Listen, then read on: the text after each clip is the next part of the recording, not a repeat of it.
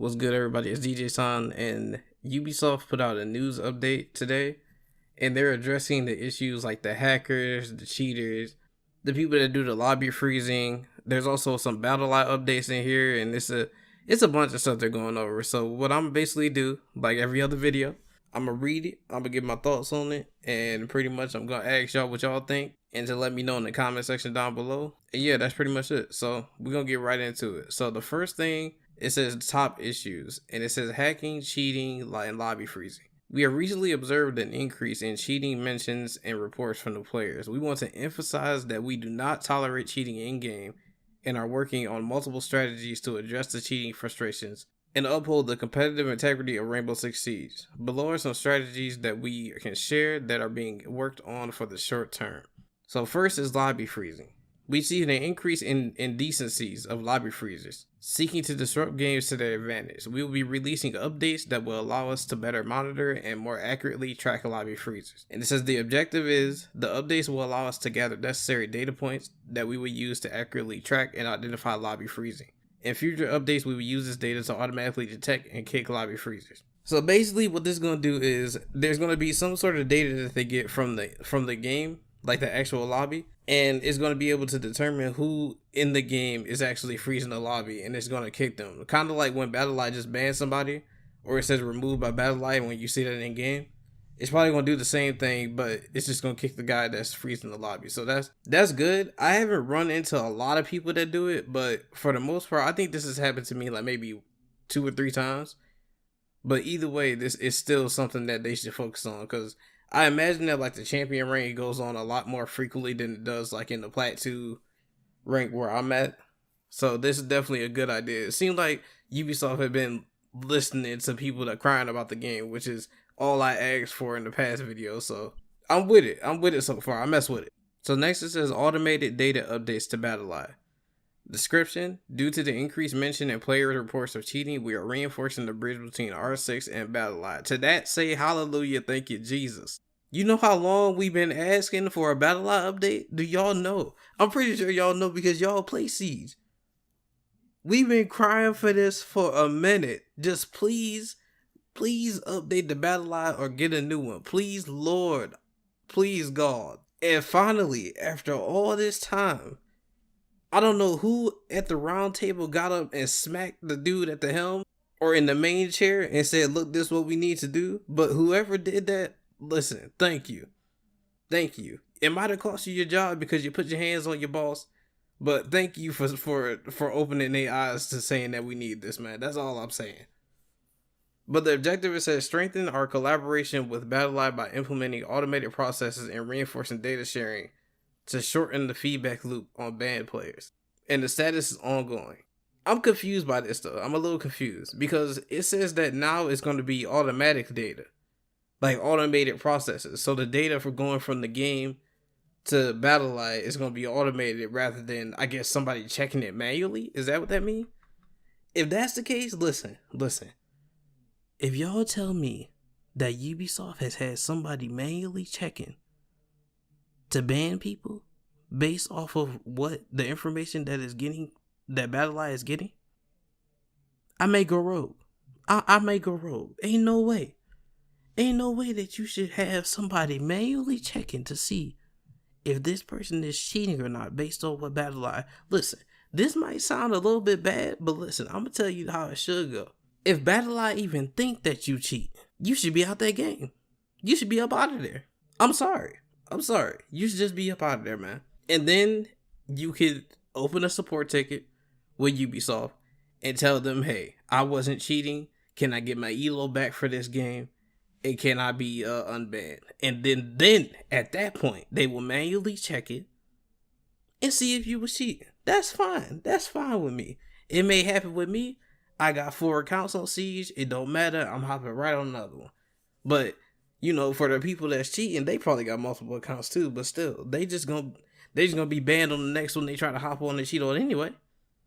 So I don't know. Hopefully that's not what this means. Like they haven't had somebody that's like manually checking it like all the time. Maybe that's why it took so long for cheaters to get banned.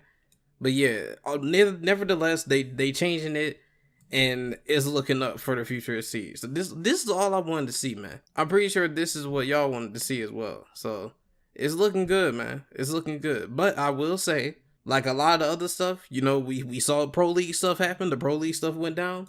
Pro League was looking up too when they got on that stage and told us what was going to happen. 2-3 months later, we see EG and LG drop out, and a lot of drama is happening with that. So I don't know. Just, it looked good on paper. It looked good on paper.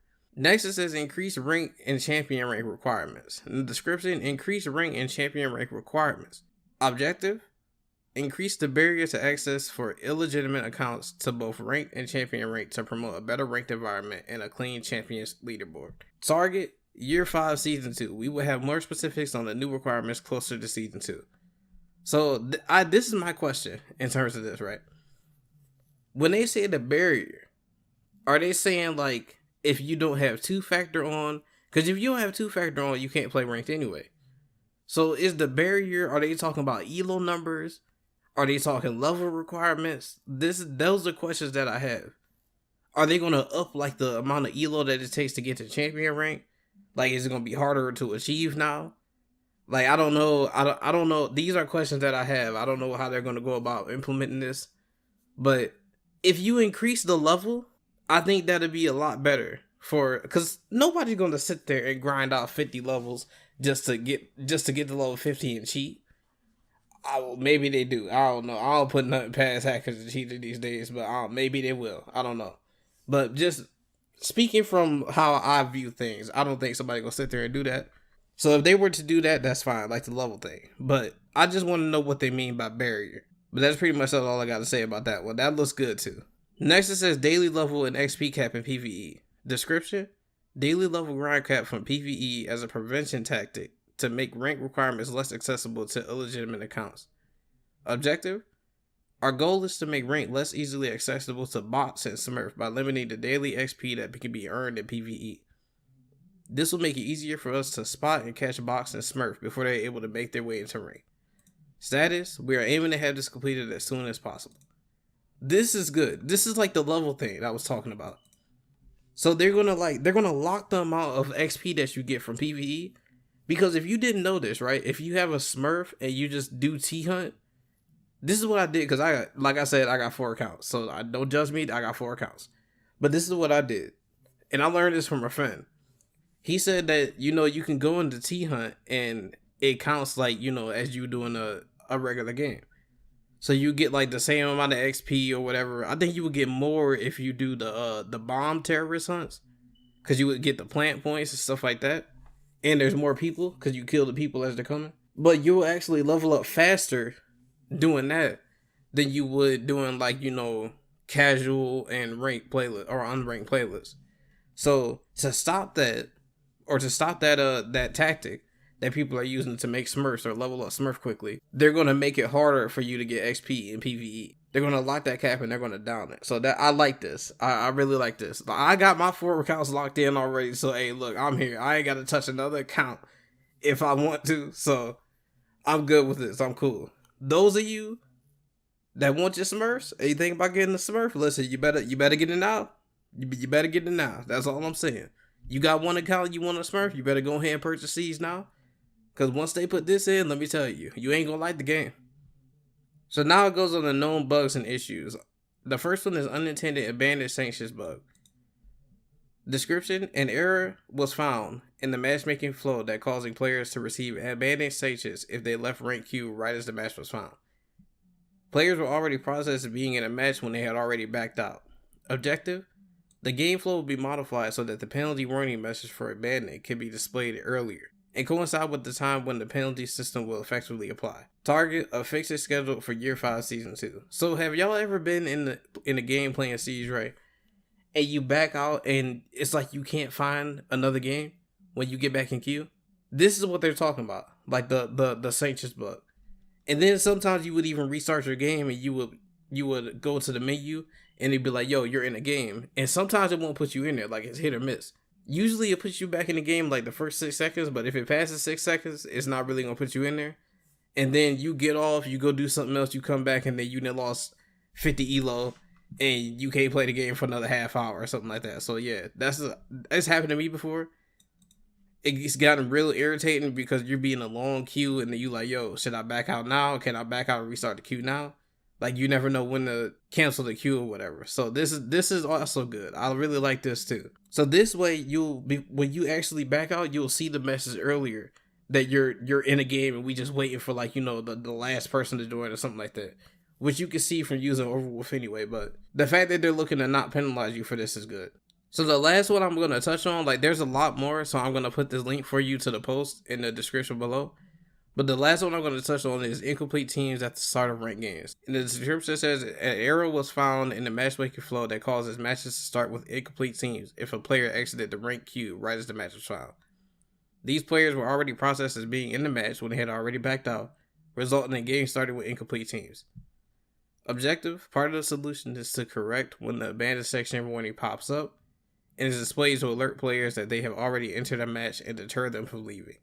We are also working on a match cancellation feature which will allow players to cancel matches in the early stages of a game under the condition that their team is incomplete. This will come later to the PC test server in Year 5 Season 2. Target a fixed schedule for Year 5 Season 2. So if anybody plays Overwatch, right? First of all, this goes hand in hand with the abandoned section thing that I just read. So, you know, that guy that backed out, or that team, that trio queue or whatever that backed out and thought they weren't in the game.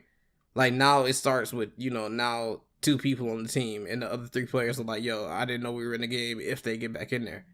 So this goes hand in hand with that. But the new information that they offered in here is if anybody's playing Overwatch, it's like if a player leaves early in the match, it'll be like, yo, this game doesn't count, or you have like a certain amount of time before you could leave and you will take a loss, but you won't be like penalized or whatever. I think that's how it goes. It's kind of like they're looking into doing the same thing here, which is not a bad thing, but I just got to see how it'll work because you might have people canceling matches like intentionally. Like it'll be nothing for me to tell my friend in Discord, hey, yo, leave so we can get out this game. I don't want to play them. And then he leave and somehow he don't get penalized and we end up canceling that game to get back into another queue. You know what I'm saying? So hopefully it don't work like that. And they find like a more efficient way to implement this in the Siege. But pretty much this whole thing, like this whole news update, all this patches that's coming up, I like this. This is good for the game in Siege because for a while, if Ubisoft hadn't touched it on anything like this, I would really think the game is gonna die. But now, like we see that they're addressing issues, or at least that they know what people are addressing or what they're talking about on Twitter. Like they know, they see, they're paying attention. That's all I ask for with Ubisoft, to pay attention. It just getting people what they want.